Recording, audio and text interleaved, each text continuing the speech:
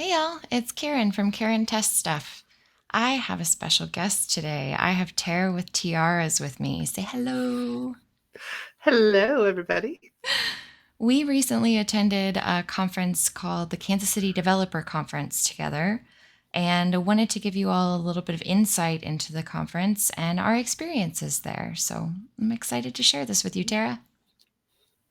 I'm super excited. Now, this is the second conference that we went to this year together, but this is also the second time I went to KCDC. Yeah, it was I my know you were second there time last year too. too. It was awesome. It was a totally different experience between being a volunteer and being a speaker. But we'll talk about that I in a bet. little bit. Yeah.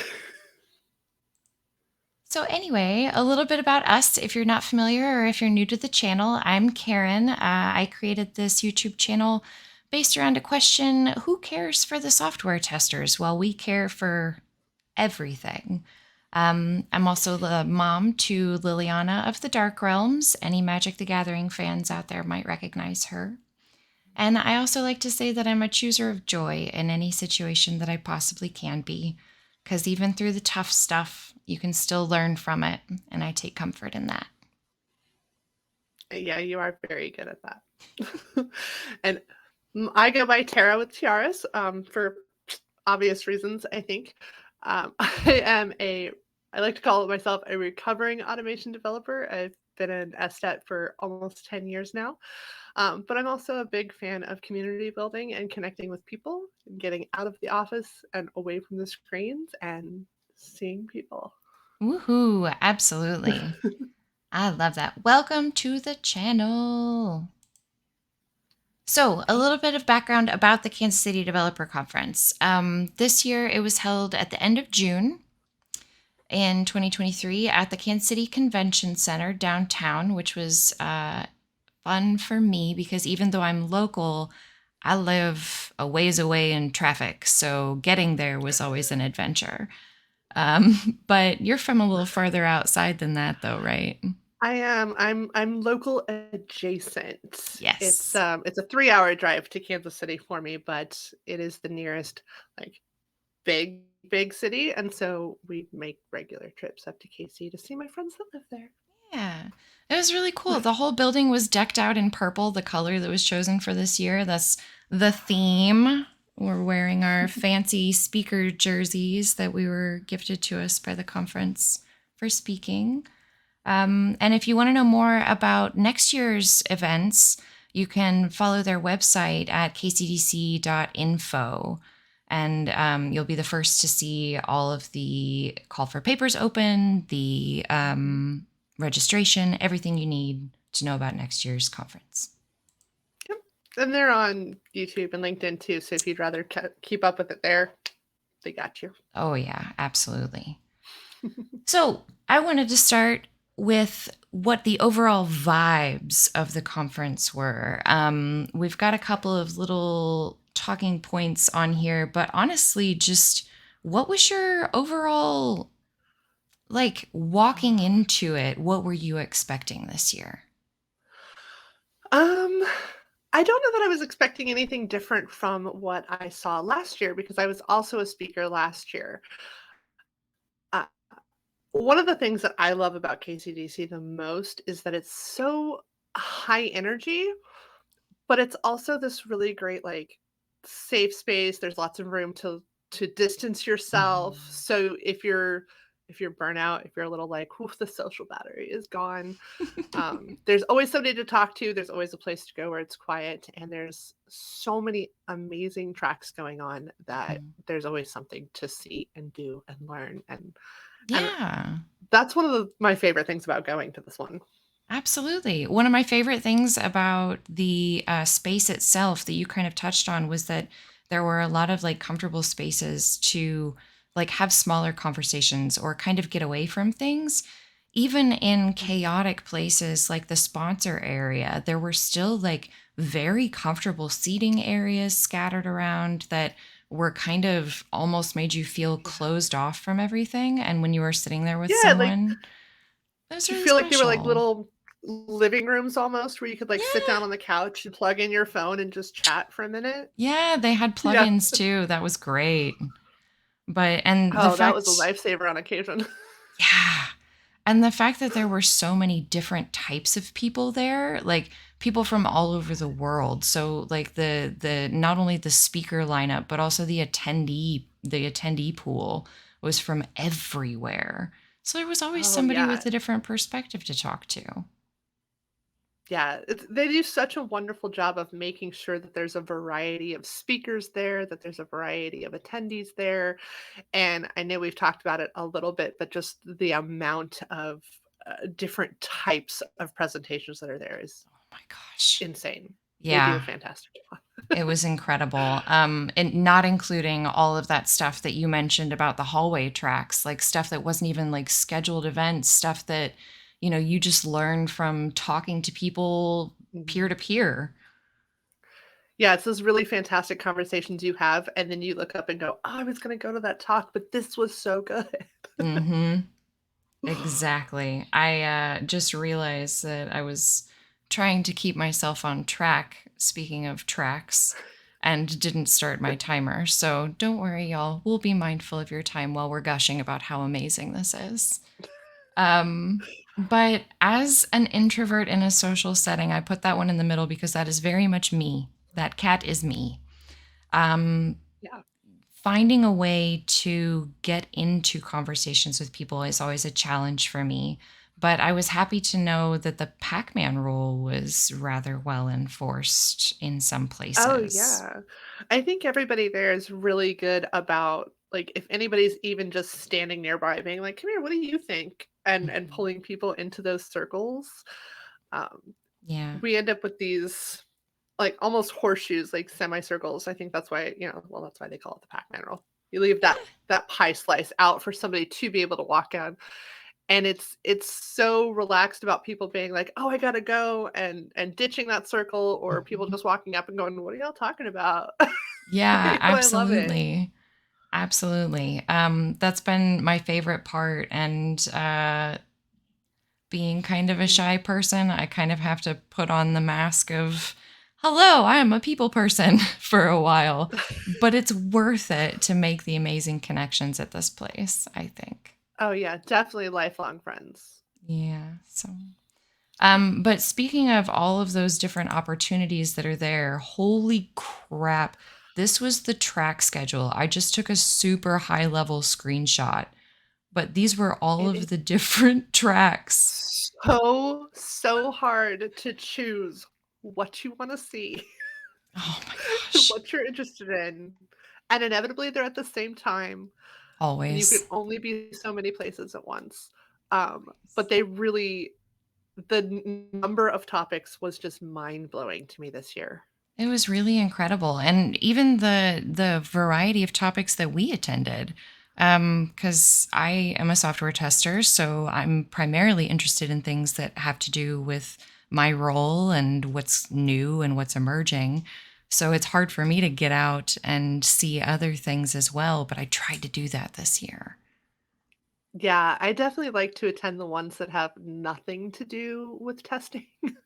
So I Yeah, love that's to see the fun too. demos of the new language or the new product, or, I think this year I really focused on human skills, which was not intended. It was just the ones that I managed to get to and kind of drew me in, but I really loved Yeah. every session that I went to.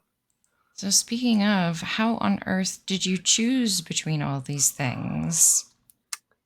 Um, that is the hardest part of, I think, any conference, but particularly this one because there's so many different rooms at the same time. I know. Um, a lot of times I have walked up to a talk I really wanted to go to, and there's so many people there that you Yeah. kind of go, "Plan B." Yep. I definitely try to go and support friends and see, the new talk that they've got going on. I love seeing people that, those people that you follow online and you go, "Oh my gosh, they're speaking here. I totally have to go see them in person." Right. What Exactly. about you? What is your deciding factor? Well, right now I'm so distracted by the fact that I can't pause this GIF. that I I don't know what to do with It's myself. absolutely perfect, though. That is how I felt every time I opened our agenda, so I Yes, because they had that great app perfection. that they built for the agenda, so you could just pop open the app from your home screen and see the schedule right there. Yes. Did Um, you ever look at the schedule and just get total executive dysfunction and go, "Maybe I won't go to yes, any talks, and I'll just sit here and talk to people in the vendors lounge?" yes, Yes. yes. I did that twice, and Yeah, when I you're was like, very "Hallway happy I track it did. is." Yes, I met amazing people both times, so I'm very happy I did. Plus, I really like to sit and thank and spend some time with the sponsors, Oh, because absolutely. when I was volunteering last year, sponsor support is how volunteers were generally able to attend the conferences that I did. My Oh, ticket was yeah. paid for through their funding. So I'm really thankful to them. And I always went by and made sure to say thank you for supporting the conference. I appreciate you being here. Oh, So, and they are so incredibly supportive. They give prizes, they give tickets, they give mhm. food breaks, and KCDC always has, like, waters and sodas and tea and Oh, coffee just everywhere available for you, and that's all from the wonderful sponsors, oh so my gosh, yes. Not to mention they pick rather tasty food as well, comparatively. Oh, I love their choices. yeah, Um, absolutely. but yeah, picking between I'm basically picking between my friends at this point, and that's always a tough decision. I hate that. So, what I've been trying to Yeah. do recently is spend more time watching people that I haven't seen before, specifically Mhm. finding people that I haven't watched before. So, even if someone has a new talk that I really want to see, I'm probably going to choose a new voice over that person, and then they'll know And that I I'm there in really spirit. absolutely, and I love the people that do come up and say, "Oh, it's so and so's first time speaking," and I'm like, "Well, obviously, we're going to that one then." Yes, absolutely. Absolutely. Oh, so speaking of the talks that we went into, I got tired of the gift moving. I'm sorry. Uh Absolutely. Speaking of the talks that we saw, we wanted to give some high-level overviews of a few of the talks that we were able to see because of all of the different tracks, we didn't end up seeing the same two talks. I know. Usually, there's a little bit of overlap for us since we work in the same field, but Hmm. yeah, absolutely Yeah, no overlap. I was very intentional with the Oh, ones that I saw. except that yeah, Yeah, we'll get to that one. No big deal. we'll get we'll get No there. big deal. So the first one that I saw was a presenter that I've seen present before, but this was the first time she's done anything on her own. And that was Liz Waite. She did Web-Centric and native design systems, which were brought to us the session before lunch as pizza. So you were Genius or hungry the maniacal? whole thing.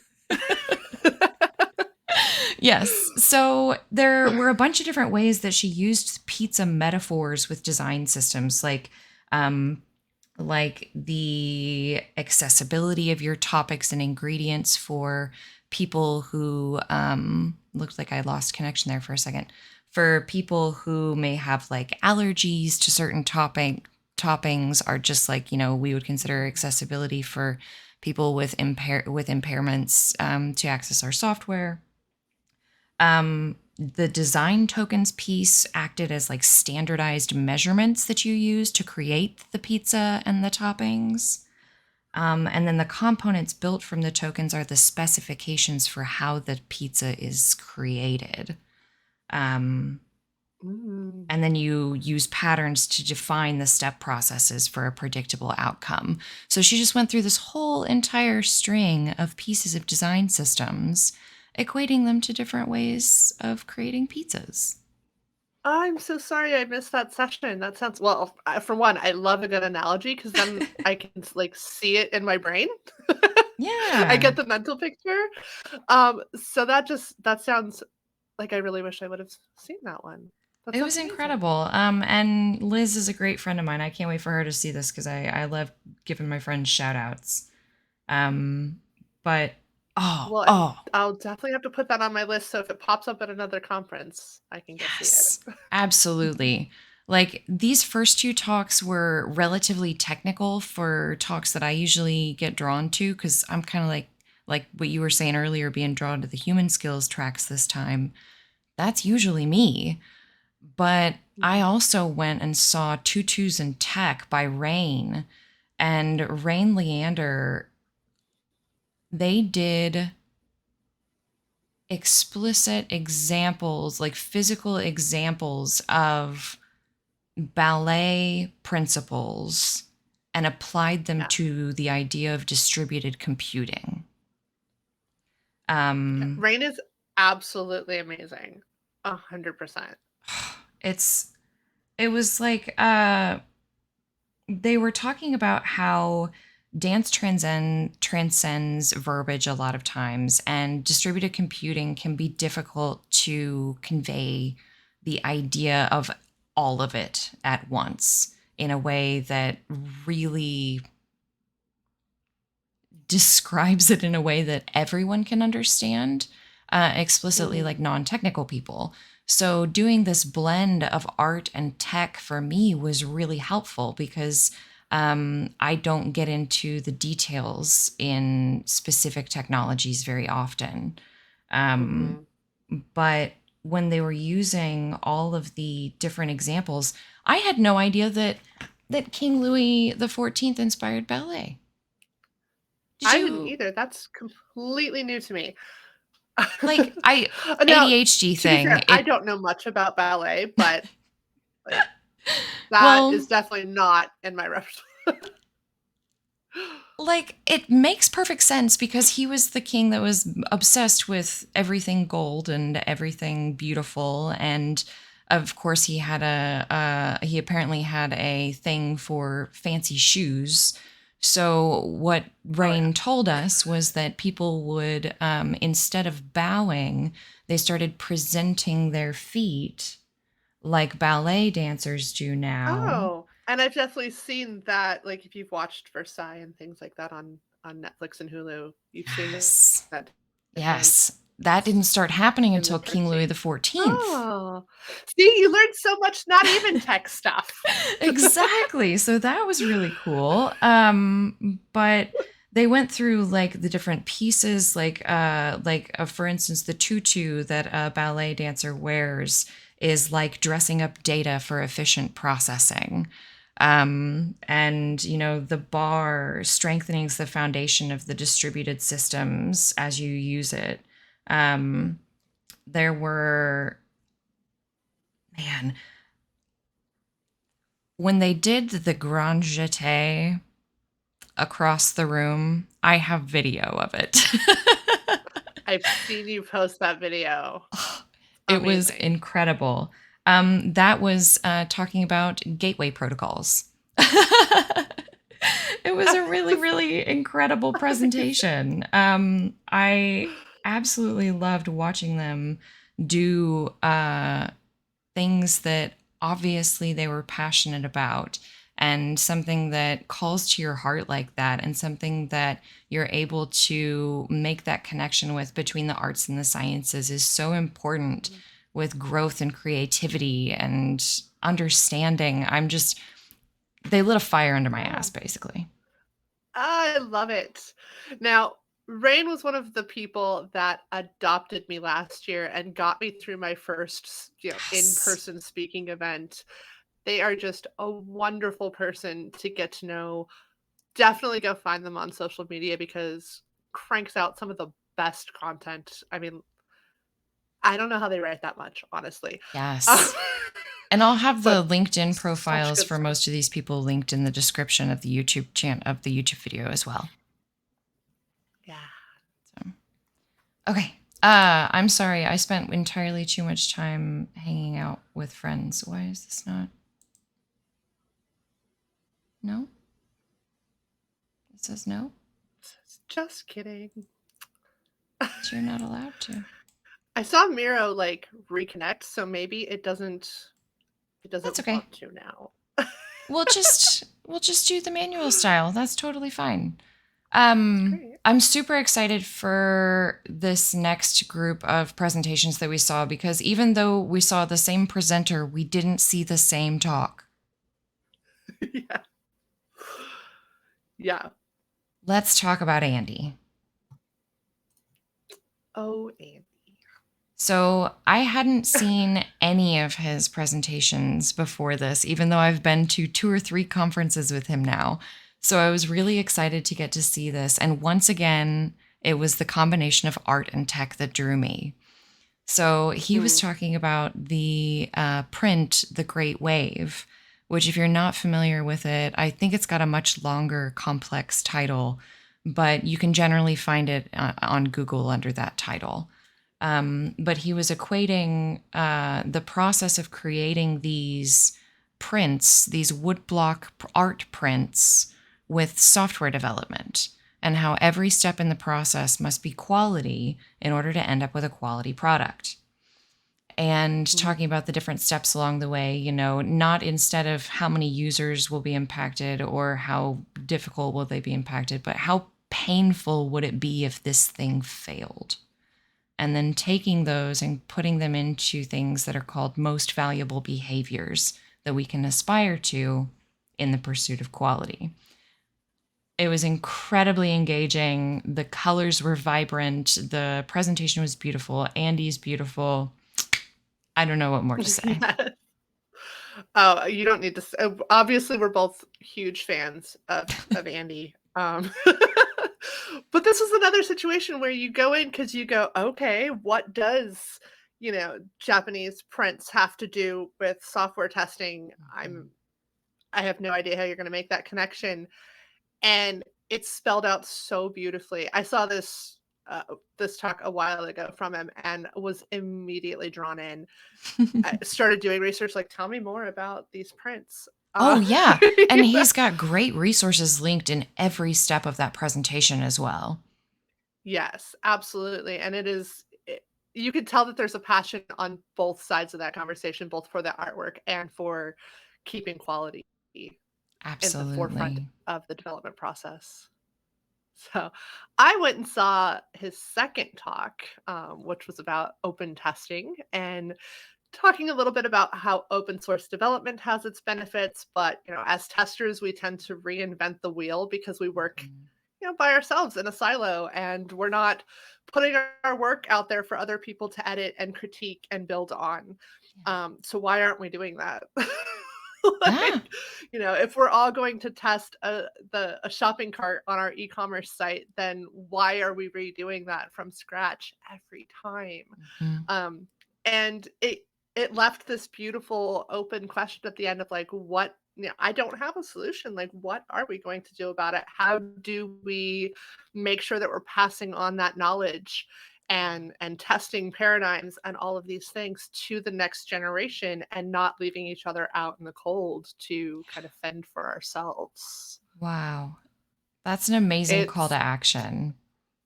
Oh, yeah.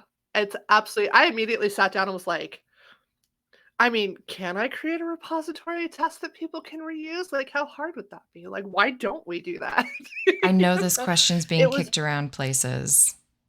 it's very, very thought provoking, and I really do hope that, we'll be able to take some actions. But I do think these conferences are a great way of pushing those big questions out there, but also getting people really fired up to maybe do something about them too, Mm, like sharing knowledge.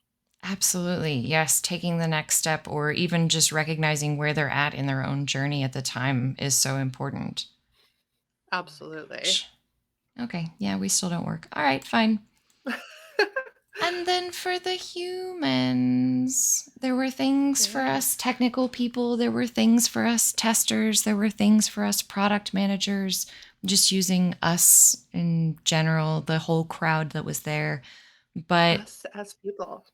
the human skills tracks were really where I landed on at the end as well.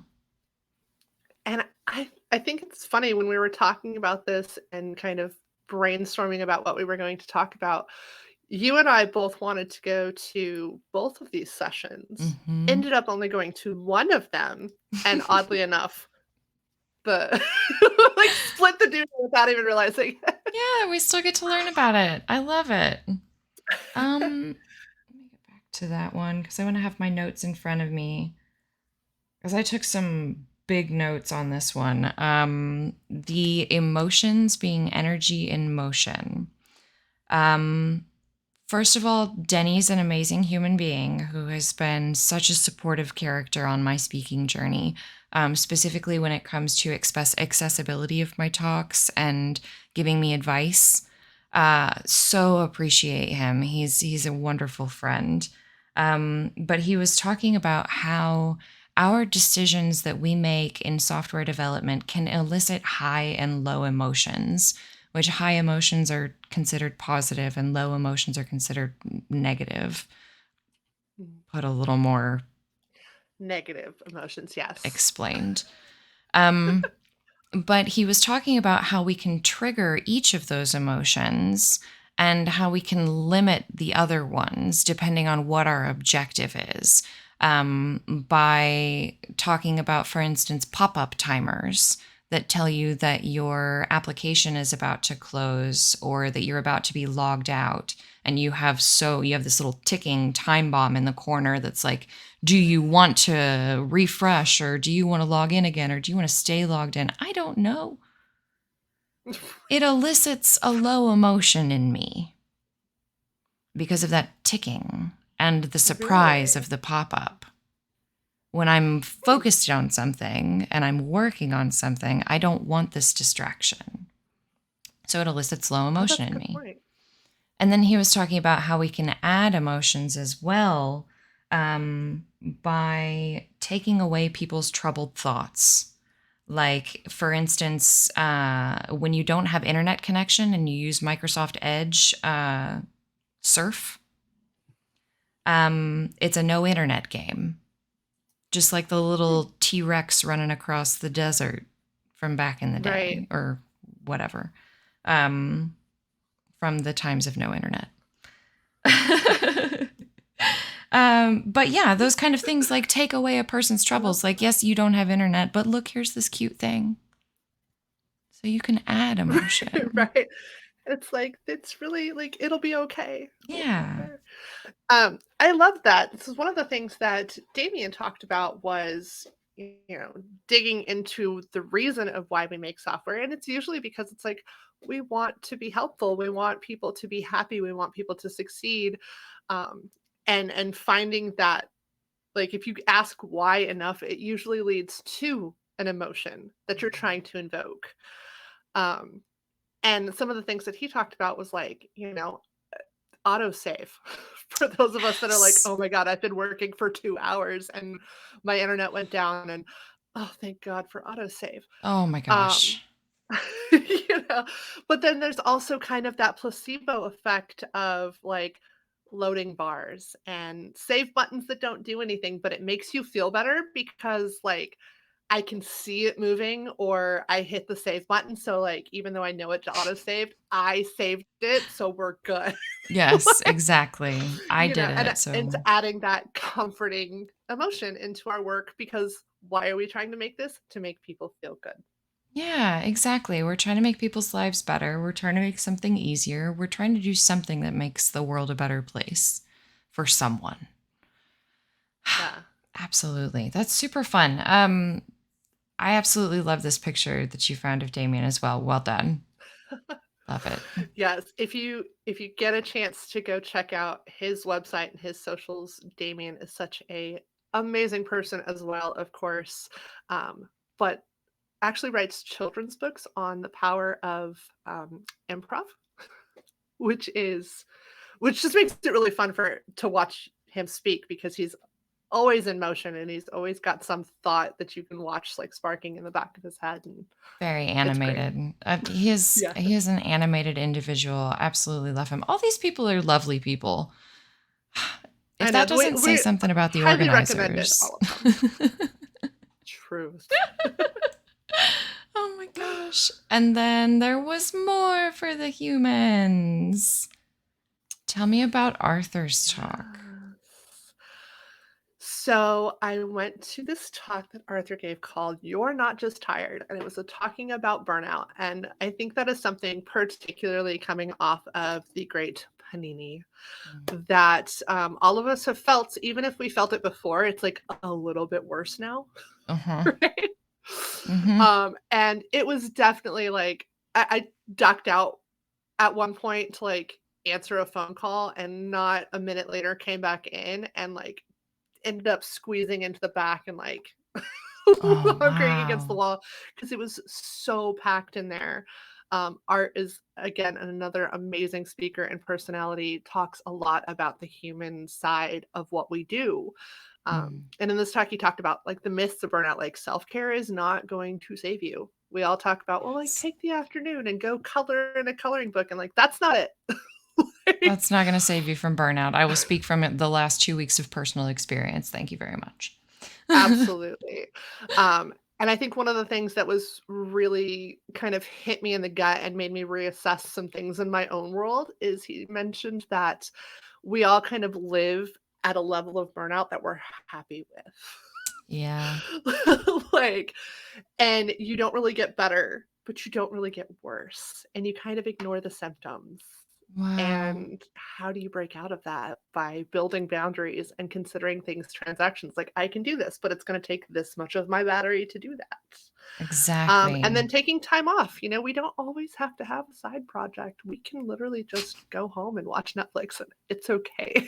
Like, Ouch. Ouch. so it was, I mean, I definitely spent a lot of time in the talk going, okay, Arthur, you don't have to call me out like that. Like, Oh, the mark but of a it truly was good talk to be hitting that close to home. absolutely. And I really did like, I think I took more notes in that one and walked out going, I need to reassess some things. So it was, I highly recommend, even if you just go catch it on YouTube, there's probably something in there that's going to make you go, well, I did not need to be called out like that.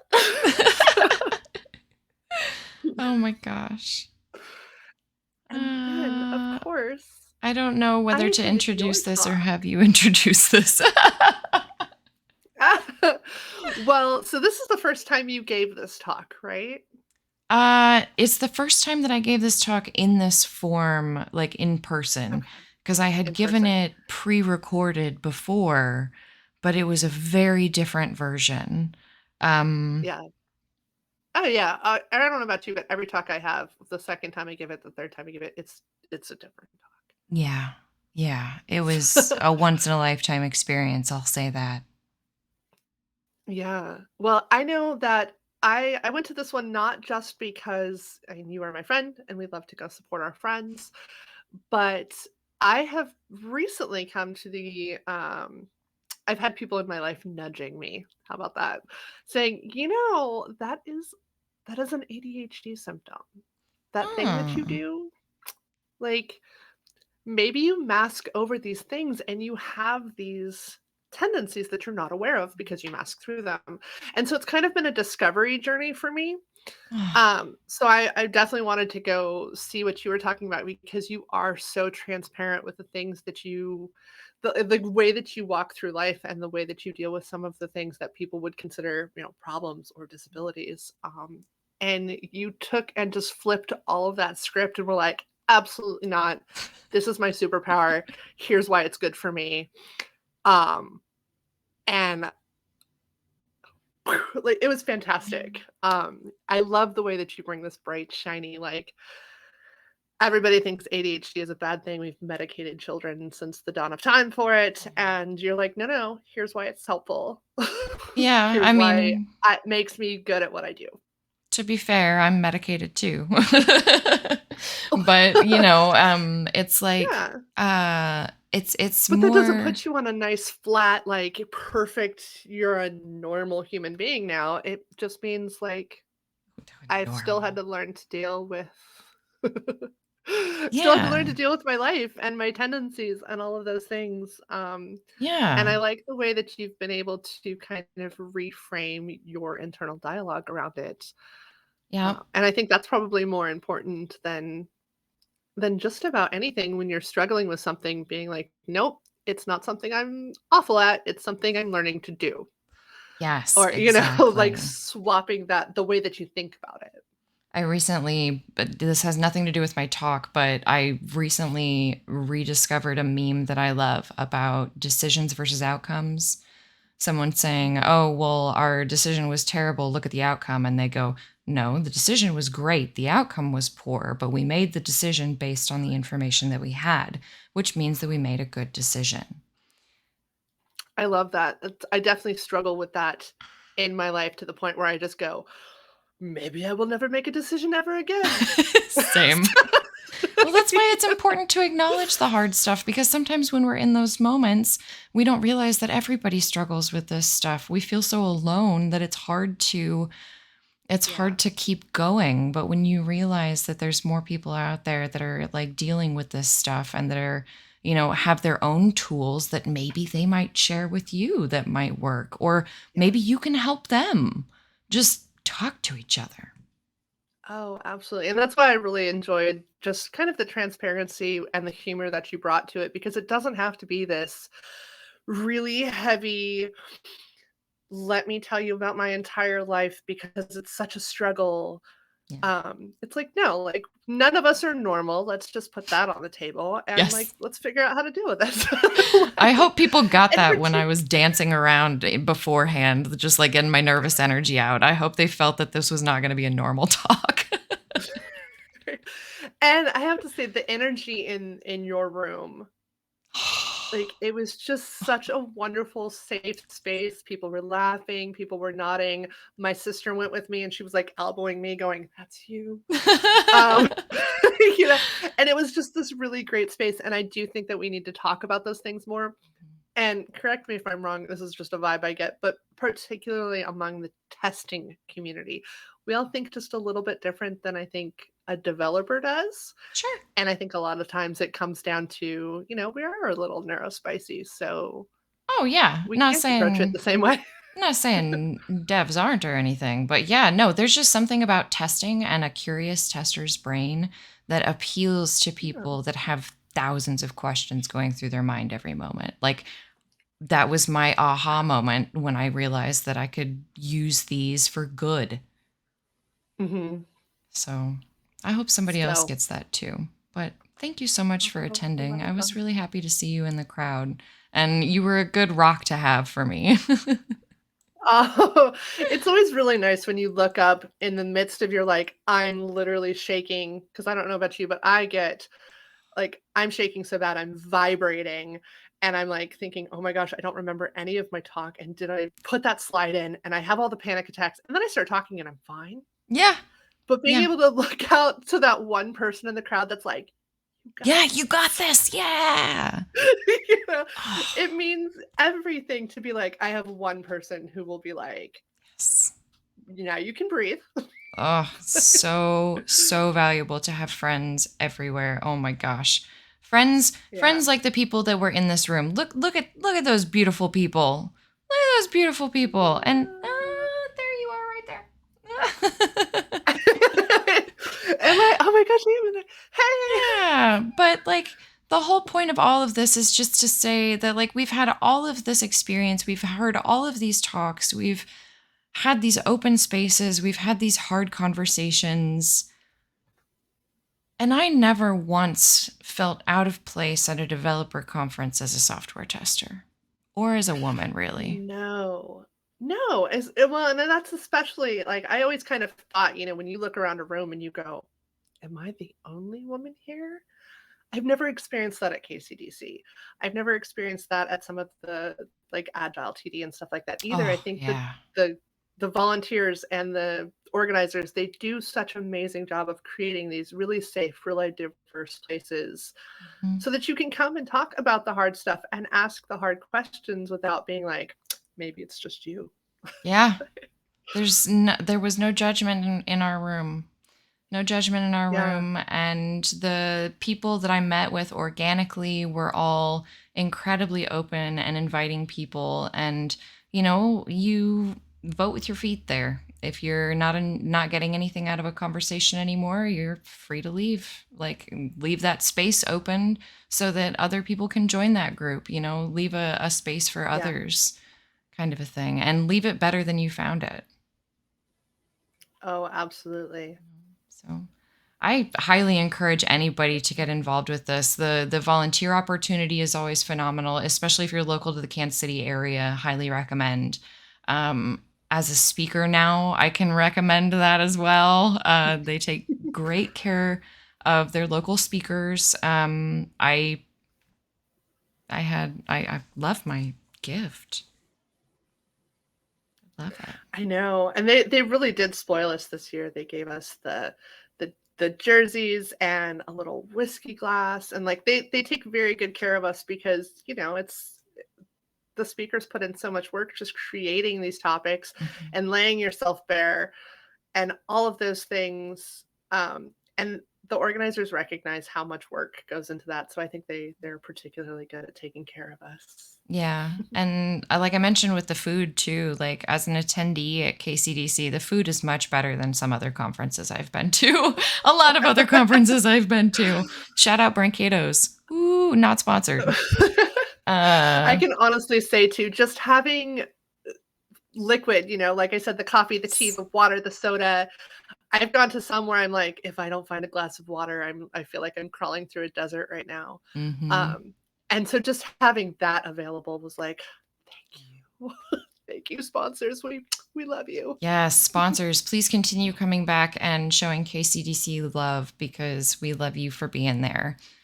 And then lastly, you should come to KCDC next year. You should apply to be a speaker. You should hang out and be a volunteer and, run water to speakers in rooms and Absolutely coordinate front Yeah, desk even stuff. if you I think volunteering is a really good way to like kind of dip your toe in and be like, is this something I want to try to do? Or yeah. like, Plus, just the experience of like meeting all of those people through being a volunteer was invaluable for me.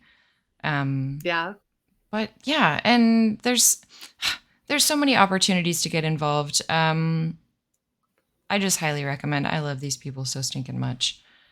So to wrap things up here, here's next year's info, which you'll be able to find at kcdc.info soon. Right now, I think it's still got last year's info on there, but I did get the email that said that next year's dates were the 26th through the 28th of June, 2024. Yes. So. And I was going to say, one of the things that I love about it is it's a very casual, like I've been to some conferences where it's very like office wear, business casual. And this is like, nope, we are wearing shorts and flip-flops because it's 90 degrees outside and we're just here to learn. I wore a tutu during my talk. Yeah. I usually wear a crown. I mean, like. Yeah, come as you are. It's absolutely an open space like that. It's not like it's not my absolute, like Agile testing days holds my heart for the number one if I have to rank them on inclusivity. But KCDC is like right there with them. So definitely. Oh, for sure. And I know a lot of people when they say, oh, but it's Kansas City, like you don't think of Kansas City in the middle of the country. Most people just think Kansas and they think how inclusive and how big could it be? Like KCDC is huge. Like there is so many attendees and so many tracks and we take up like the entire convention center almost. Yeah, it's really amazing. So there really is something for everybody. So if you had to give one conference a shot, and this is the one with all the variety. Yeah, absolutely. The bang for your buck with all of the different tracks and the appeal for everyone, literally everyone, is phenomenal. Absolutely. Well said. All of this was well said. I realize we're quite over time, but I'll make chapters in here so it's easy for people to pick things out. So no worries. But I've really enjoyed having you here, Tara, and I can't thank you enough for being involved with this and being such an awesome friend and hanging out with me at conferences. It's so much fun. Oh, absolutely. So next year, year 3. Yeah, absolutely. No matter where I am in the world, I will be back in Kansas City or I will be here still. Either way, I will make it back because I absolutely love these people. Absolutely. Yeah, it's definitely one that's just permanently scheduled into my calendar. Absolutely. Alrighty. Well, I'm going to sign off here. I love y'all so much. Take good care of each other and drink some water out there. Thanks again, Tara. Yeah, thanks for having me. Bye, guys.